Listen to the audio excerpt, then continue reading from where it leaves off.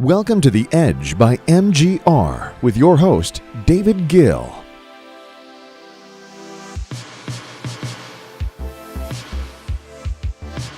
Hello, everybody, and welcome to The Edge podcast by MGR.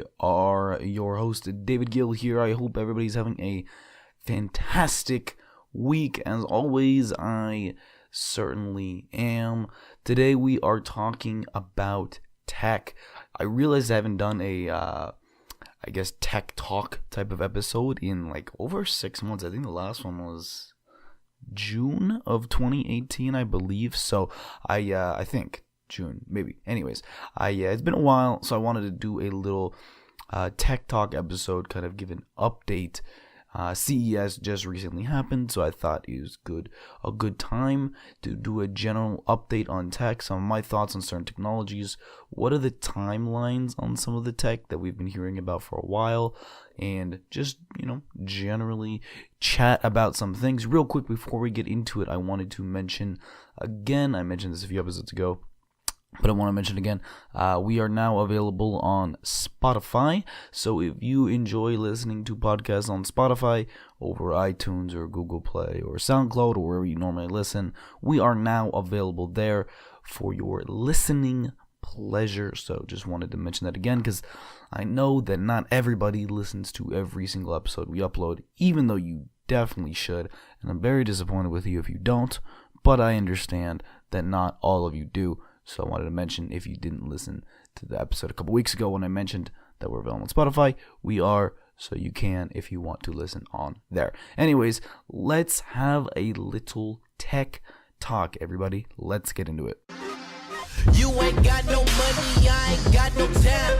All these faces looking funny when I'm driving by. Let's start off by talking about smart home. This is a very wide topic. It's very broad, but it's one of the main tech sectors, I guess you could say, that occupied CES, so I wanted to spend some time on it. So smart home is very interesting, to say the least. So my main question with smart home is that if you want a full smart home, how do you do it? So if I tomorrow or I today decided, all right, I'm going to deck out my entire house with everything smart. I'm going to do smart locks, obviously an alarm system, cameras, smart ovens and fridges and just everything, smart everything, right? How would I do it? What system would I use? Is there any one company, right? Smart lights, I forgot to mention that. Is there any one company that I could use? Is there any one integrated all-in-one thing? And the answer is no, not even close, really.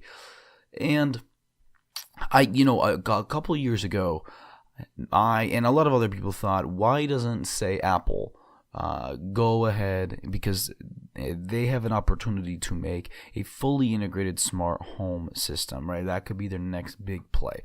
Why don't they make all of the products so that you can go to Apple and just buy everything from them if you want to have a full smart home integrated? And the question was, did they miss an opportunity by not doing that? Or were they actually smart in not doing so? And at first, if you kind of look at the surface level of it, you say, oh, well, they should have done it. It's a great business opportunity. Lots of people want a smart home, and there's no way to really have a fully integrated system that's really simple and easy to use, which is kind of Apple's MO. But if you dig a little deeper and you really think about it, it doesn't make sense for a company like Apple, or any company for that matter, to make a fully integrated system where they are making all of the products. Because if you think about it, smart home starts with smart lights and smart door locks and a camera system and security system, whatever. But it expands over time, and down the road, say 5 years from now, almost everything in your home could be smart. Your toaster could be smart. Again, your fridges, your ovens, your coffee maker, your bed could be smart and adjust the stiffness at night depending on how you're sleeping, or change the temperature of the surface of the bed based on your body temperature. All types of stuff, smart toilets, whatever. And maybe some of that won't happen, and maybe some of it will, but it's kind of impossible to predict all of the smart features of products that could potentially come out. And the question is any one company going to be able to make all of those products? No, probably not. And it just wouldn't be possible, because even if Apple could make a smart bed and a smart toaster and all those things, they're not likely going to be the best at anything, right? They're not going to be the best, or I should say the best at everything. It's very, very difficult to be the best mattress maker while being the best toaster maker, while being the best fridge maker, while being the best phone maker, while being the best door lock maker, right? It's very difficult to be the best at all those things. So I think the real answer is you need all the people who are the best at making their products to integrate into some system, some third-party system. And that's kind of what we're seeing. And that is the logical approach. Now, which third-party system that will be, and we'll get to that in a second, is another major question. If you look at Apple compared to Samsung, say, Apple really hasn't gotten too much into smart home. They have HomeKit, but that really hasn't taken off very much because it has a lot of very strict rules that people who manufacturers have to follow to be in HomeKit, and because of that, very, very few have followed those rules. Samsung, on the other hand, did try a little bit to take the approach that I was saying, where they're just going to make all the products themselves. But I don't think that's really worked out for them. It's very difficult, again, to compete with, say, Ring doorbells and Arlo's security cameras, or Logitech security cameras, and LG, and with ovens and fridges, and basically it's hard to compete on all of those fronts, which is what they were trying to do. And I think they're going to pivot their strategy away from that at this point. And so the main question is, what will be the main UI, the main user interface for the average person's smart home? And it's more and more looking like the answer is going to be Alexa or Google Assistant. But is that enough? So, we've kind of decided, or at least many people in tech and smart home have decided, that voice will be the interface for the smart home. And in a way that makes sense, because we're kind of moving more and more towards voice, and it's kind of very easy to use, and it's very natural for anyone in the home to use it, from grandma to the little kid. But is voice good enough at this point to be the main UI for anything?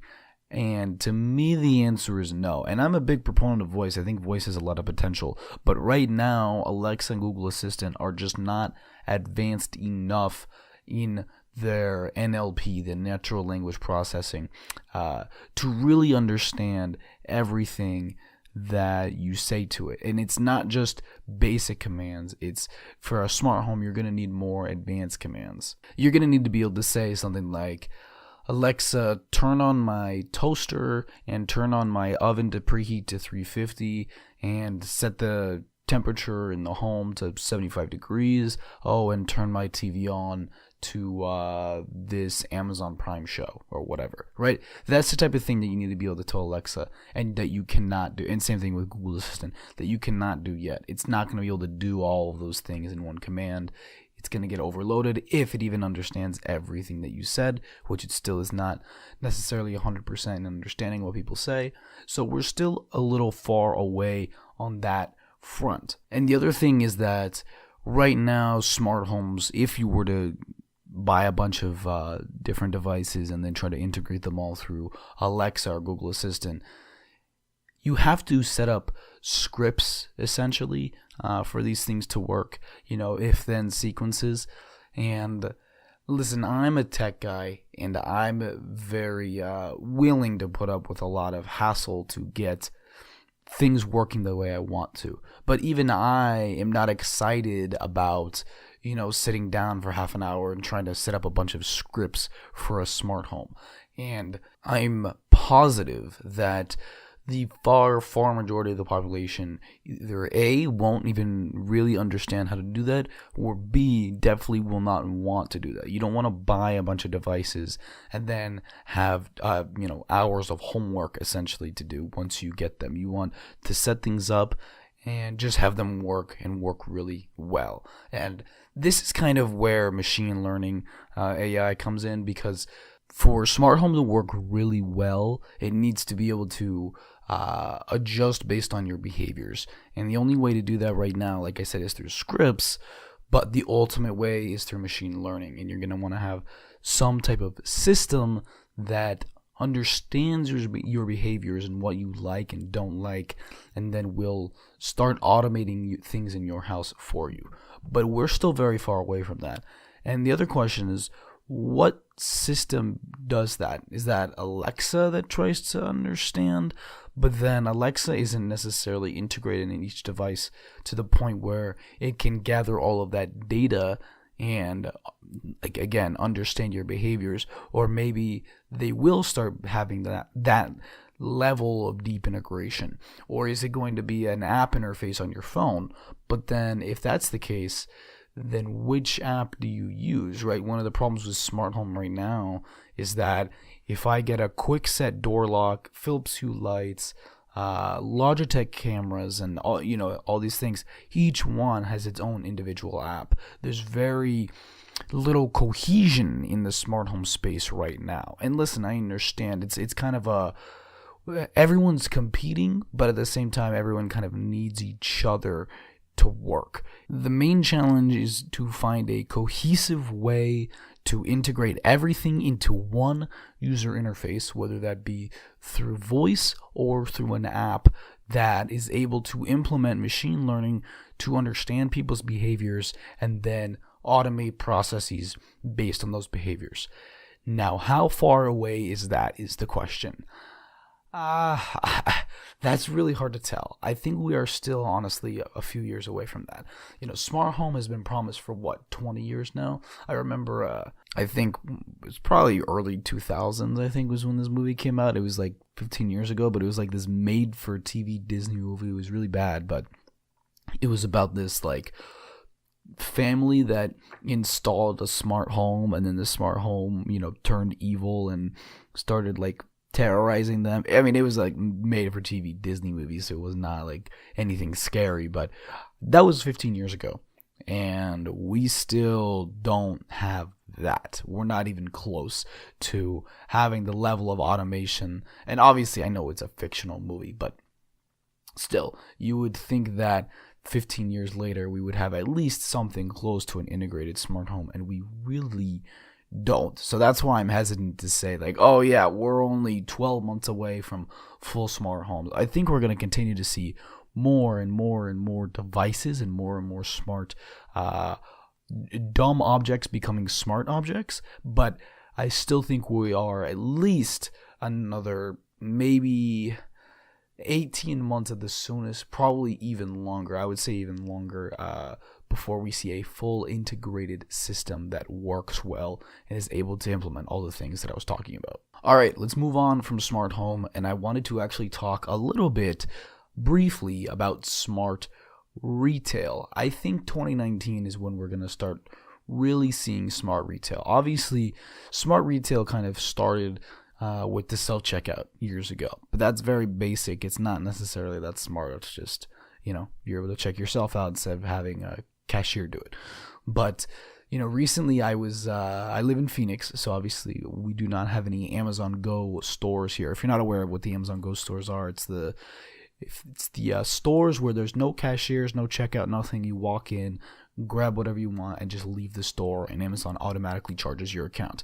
So obviously we don't have any Amazon Go stores in Phoenix, but I was recently in San Francisco, and I wanted to try it out. And there's a Amazon Go store near Union Square, so I really had to give it a shot. And I gotta say, it was flawless, completely flawless.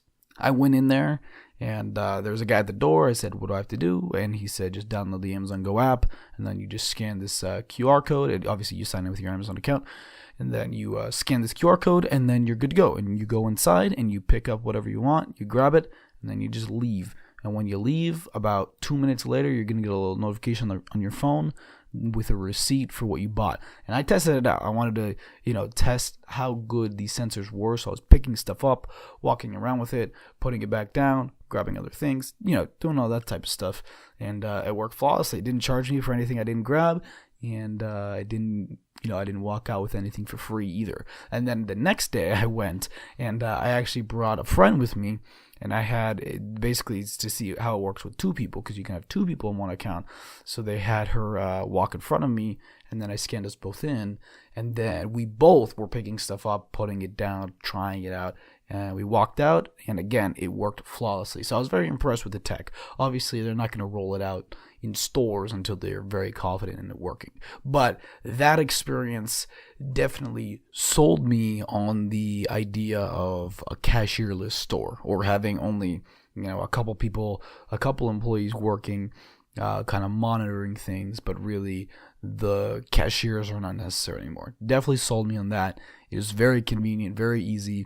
When I went to leave, I just left. I didn't have to go through a checkout aisle. I didn't have to do any self-checkout, none of that. I just grabbed whatever food or drinks I wanted and go. Obviously, it's called Amazon Go.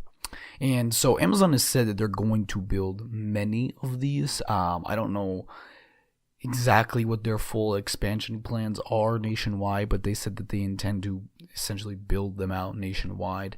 It's unclear whether they're going to add the tech to Whole Food stores also, but a lot of people think they will. Obviously, it takes a lot to retrofit. If I was looking at the ceilings when I was at the store, and it was just filled with sensors. It was like these little black kind of modem looking things, and it was just the entire ceiling was filled with them, and it was just all sensors tracking what you're doing. And so that worked in this kind of low ceiling convenience store type of place. It was kind of a typical 7-Eleven type of store, but with Amazon. Now, retrofitting a massive Whole Food store with that is probably going to be very difficult. I don't know exactly the costs of all the equipment necessarily. I don't know what the installation costs are. Obviously, Amazon is going to have to figure that out themselves. But I think this is tech that once I experienced it, and if you have a chance, if you live in obviously San Francisco or Seattle, you probably have already tried it. If you haven't, I would do it. It's in your town.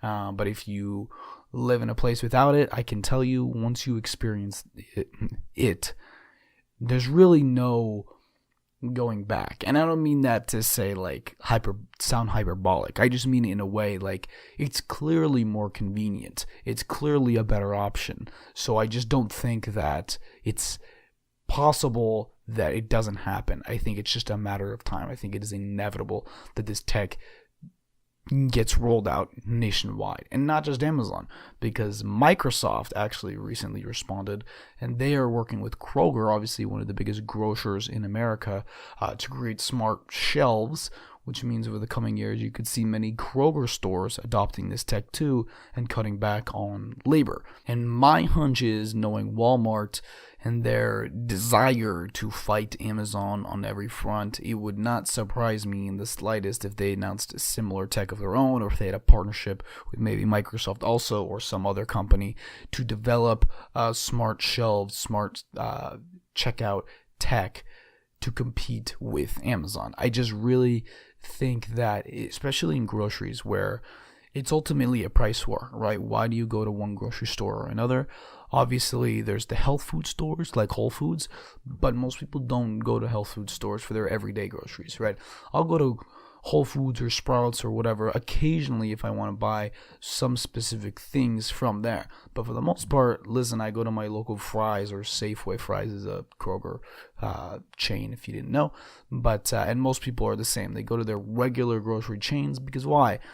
It's cheaper. That's just a matter of fact. And in a price war that is grocery stores where the margins are in the single digits, I very much think that this tech will roll out because it's just cheaper than the labor.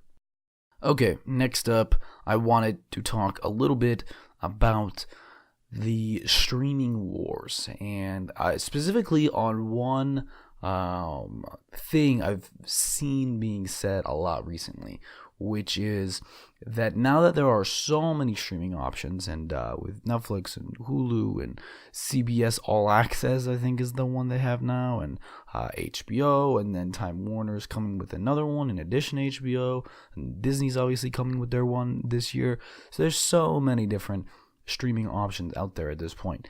And a lot of people are making the joke that, oh, it's almost like we're going to need cable bundles again because there's so many kind of spread out different options that it's going to be more expensive just to buy those all individually than it is if you bought like a cable bundle, which is true in a way. And this is actually getting into the bundling and unbundling effect, or not just effect, but strategy that a lot of businesses use. And this is something that Trent Griffin has talked about on his blog before, and I'll link it in the podcast show notes. But this is a business phenomenon, I guess you could say. It's a strategy that companies use to bundle and unbundle, because in the bundling like you're seeing now, there's so many different spread out options that a company who's able to come in and offer all of them together at some form of discounted price in a convenient way is going to be able to succeed, just like the cable bundles did back in the day. What Netflix and what other companies have done so far is unbundle, and that's their strategy, saying not everybody cares about sports, and not everybody cares about getting Lifetime or getting all of these different channels that you get with cable, and so that there's this unbundling effect. And so if companies who are able to offer just one specific niche out of the whole bundle, they're able to succeed because people who only care about that and don't care about all the other crap and don't want to pay for all the other stuff are just going to pay for that one niche. So that's the kind of effect that I'm talking about. And again, Trent Griffin has a really great lengthy article about this if you want to read more. But I think one thing that people are missing in the difference now between cable bundles of the past and potential, I guess, streaming bundles that we might see in the future is the true scale of the internet for content. The reason why I don't think that streaming bundles will be necessary is because the scale of the internet allows content that serves very specific niches to be profitable because of two reasons. One, technology has gotten to the point where it's much cheaper to produce content than ever. And two, the distribution of that content is essentially free via the internet. You know, this show is a perfect example. We talk about tech and business topics, and there's a lot of people who are interested in tech and business, but not that many to where it could warrant a nationally broadcasted show, or internationally in this case, because it's over the internet, so anyone in the world to get in. But we'll say nationally just for convenience sake. 25 years ago, this show would have required a studio, tons of equipment, soundboards. I'd have to make deals and agreements with all types of radio stations to get nationally syndicated. It would be a huge deal. It would cost thousands of dollars. You'd need multiple people working. It'd be a big investment. Cost probably tens of thousands of dollars. Now, all you need is a microphone and a little bit of equipment, not even, it depends on how advanced you want to get, and some software. I mean, really, it does not take very much. And then we pay a small hosting fee for the distribution of the content to host the podcast. And that's it. It's very, very economical and cheap to produce. And on top of that, the distribution is national, international for very, very cheap. That was not possible before. And because of that, because it's so cheap to produce this type of content, whether it be a podcast, and now you can produce professional looking video, whether it be just because cameras are much cheaper, or even you could do it with a phone at this point. All of those things are much, much cheaper to create. And it's not only that, though. That's the one part. But the other part is that there's so much scale of the internet that you can produce content for a certain niche and be profitable.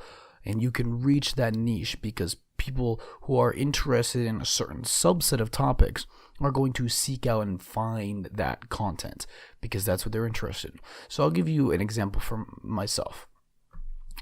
What are my interests? Obviously, I like business and tech on the professional side, and then my other interests, I would say, like the two big ones that I have are like basketball, so NBA, and then I'm kind of a little bit of a movie buff, so I like watching more smaller movies that a lot of people don't necessarily watch, and I like watching in-depth like review and not necessarily behind the scenes videos, but like the videos that kind of really go in the depth of the filmmaking process. I like that stuff. So that's kind of the niche that I would fall under. And that's a very specific niche to me. There's probably not that many people who like tech and business strategy along with the NBA, along with being a movie buff. I'm sure there's other people out there like that, but that's kind of my niche. Now the next person might be really into American football and be into tech as far as the consumer tech side and gadgets, but they don't care about the business side, and they really like 90s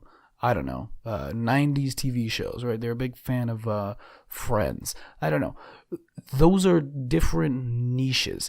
And now there's so much scale that there's enough people out there with my specific interests and that person's specific interests that you can make content that's tailor-made for those people and actually be profitable. You don't have to create content for the lowest common denominator anymore like you used to.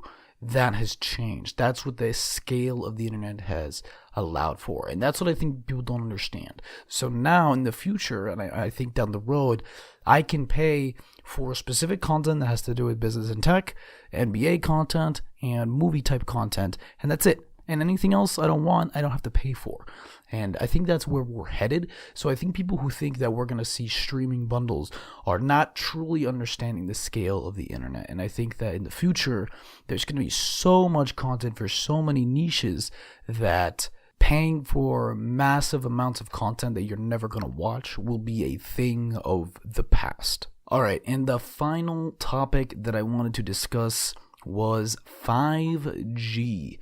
I don't have a whole lot to talk about as far as 5G goes, other than it's coming. I think 2019 will be the first major rollout year. We're already seeing it being rolled out in many places.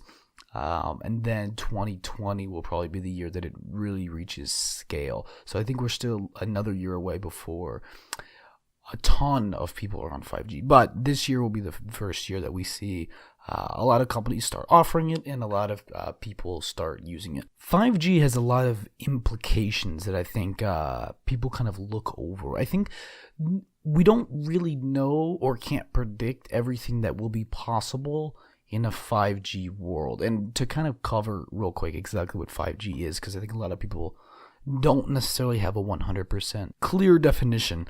But basically 5G is just wireless gigabit speeds for almost every device, and it's much faster speed per device, and that it also has a higher bandwidth so it can handle many more devices. So this is going to be necessary, to bring it back to the beginning, for a real smart home. If you want a smart home that has like 30 different devices connected, all needing very fast speeds, you're going to need 5G. The other thing that 5G is going to bring is more competition to the ISP space, the internet service provider space, and it's going to mean lower monthly bills because it's cheaper to install 5G than it is any other form of internet.